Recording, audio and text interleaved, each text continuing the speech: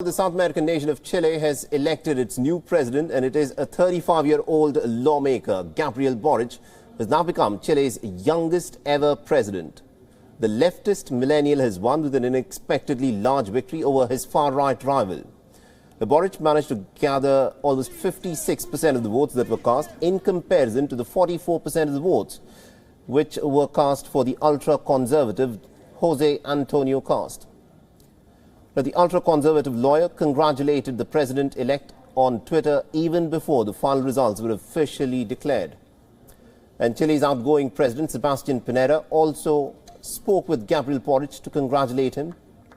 Now, thanking the people of Chile for placing their trust in him, Boric has promised to do his utmost best to rise up to the tremendous challenge that he now faces as the president of the country. He also reiterated his plans for a more humane, dignified and an egalitarian government that he hopes that he'll be able to provide for the people in Chile.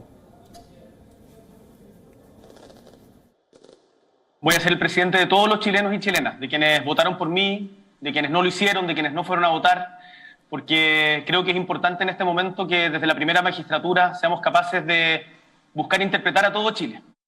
Una de las más grandes participaciones ciudadanas en mucho tiempo. Así que la democracia cumplió y los chilenos han dado un nuevo ejemplo de democracia. Usted fue parte de eso. Lo felicito. The supporters of the new president-elect poured out onto the streets of Santiago to celebrate as Boric was declared Chile's new president. The Chileans took to Santiago's streets after Kast's concession and celebrated the victory with a lot of fireworks. Boric will become Chile's youngest modern president when he takes charge of the office in the month of March. He is a former student protest leader and was amongst the several activists who were elected to the Congress back in 2014. After leading protests for higher quality education, Boric had campaigned extensively on the promise of installing some kind of a social welfare state and also increasing taxes and social spending.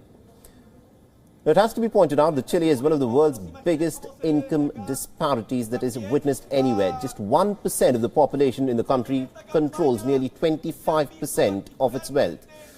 Boric has vowed to relegate Chile's neoliberal economic model, and he instead has now promised to bring about a welfare state so that anyone, no matter how rich or poor they are, will have equal opportunity and equal stakes in the progress of Chile.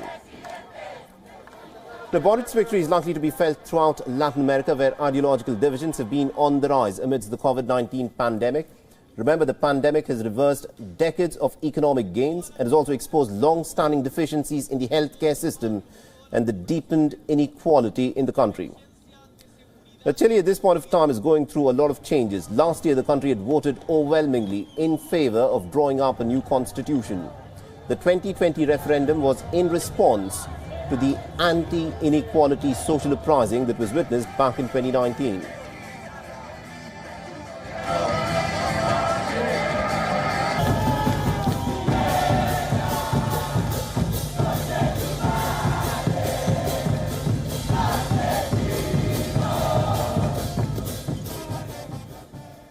WION is now available in your country. Download the app now and get all the news on the move.